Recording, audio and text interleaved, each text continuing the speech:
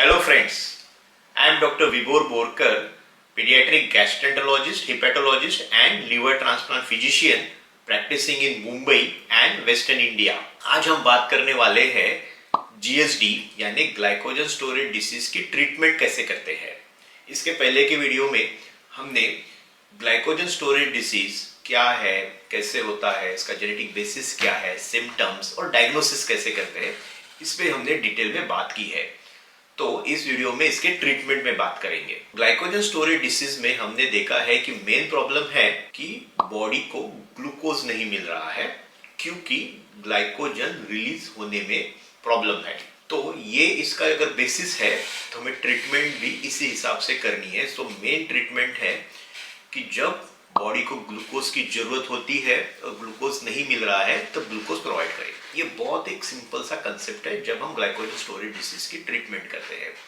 देखते हैं एग्जैक्टली कैसे होता है। उदाहरण में देखिए कि सपोज हम काम करते हैं और हमारी मंथली सैलरी आती है।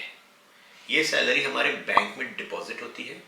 ओके, सो वो हमारा समझ लीजिए सेविंग अकाउंट है या करंट अकाउंट हो सकता है किसी का। और जब हमें जरूरत पड़ती है तब हम एटीएम से पैसे निकाल लेते हैं, बराबर। ये हमारा फाइनेंस में हम यूज करते हैं। समझ लीजिए ये जो हमारा सेविंग अकाउंट है वो फिक्स डिपॉजिट में टर्न हो गया। फिर क्या होगा, हमारा बैंक बैलेंस तो बढ़ रहा है पर जब मुझे जरूरत है मैं पैसे नहीं निकाल पा रहा हूँ। तो एग्जैक्टली यही होता है ग्लाइकोजन स्टोरेज डिसीज में। नॉर्मली जब हमारा जैसे हमने खाया है, सब मतलब हमने काम किया है, ग्लूकोज रिलीज हो गई है, that's equivalent to my salary, glycogen में कन्वर्ट हो गया है, तो मेरा है डिपॉजिट अकाउंट या सेविंग अकाउंट, लेकिन ये रिलीज नहीं हो पा रहा है। तो मेरा सेविंग अकाउंट टर्न हो गया फिक्स डिपॉजिट में और जब मुझे पैसे की जरूरत है I am not able to take the cash out. So जब ग्लूकोज की जरूरत है मुझे ग्लूकोज नहीं मिल रहा है और ग्लूकोज डाउन हो गया है।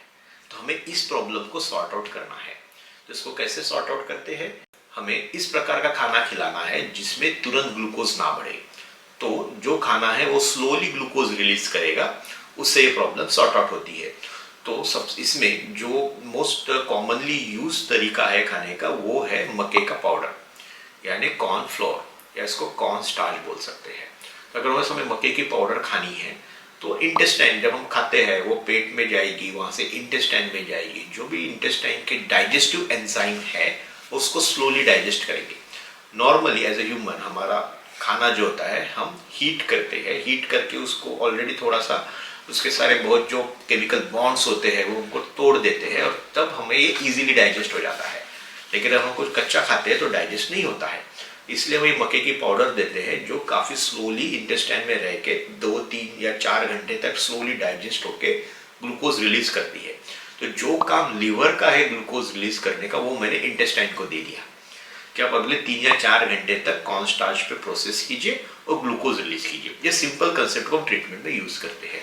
तो अगर समझ लीजिए किसी बच्चे को ग्लाइकोजन स्टोरेज डिसीज है तो उसके वजन के हिसाब से इसको एक कॉर्न फ्लोर की या मक्के के आटे की मात्रा बताई जाती है।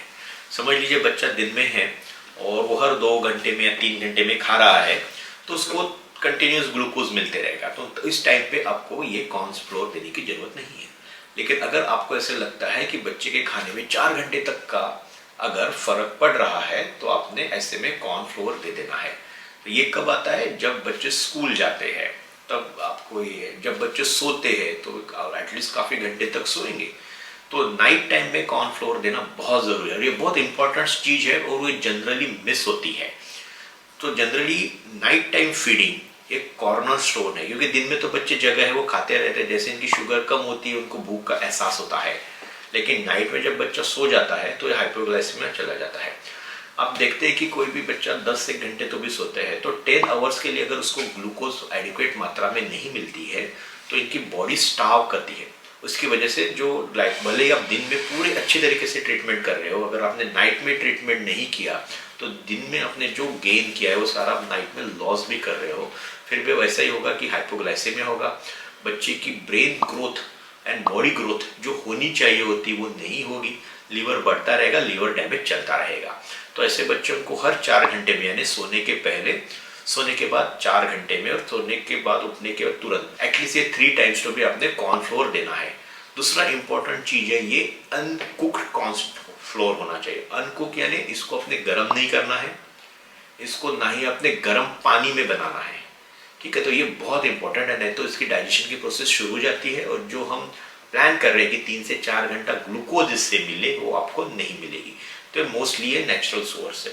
उसके अलावा भी जैसे साबूदाना है, ये है, ऐसे भी आप स्टार्च यूज कर सकते हो। तो जनरली जब हम ये कॉर्न फ्लोर यूज करते हैं तो 4 घंटे तक ही होता है, तो आपको रात में भी उठ के देना पड़ता है। तो आपको अलार्म लगाना होगा एक पर्टिकुलर टाइम पे जहाँ पे उठ के आपने देना होगा। तो ये बहुत इंपॉर्टेंट है, ये बहुत लेबर इंटेंसिव है। जो मम्मियाँ ये करती है उनको हैट्स ऑफ। ये बहुत आसान नहीं है कि कई सालों तक बच्चों की इस तरीके से केयर की जाती है। तो ग्लाइकोजन स्टोरेज डिसीज के आगे के एस्पेक्ट्स है जो मैनेजमेंट में, जैसे family screening, life after, long term effects क्या होते हैं, इसकी इंफॉर्मेशन मैंने आगे की वीडियो में दी है।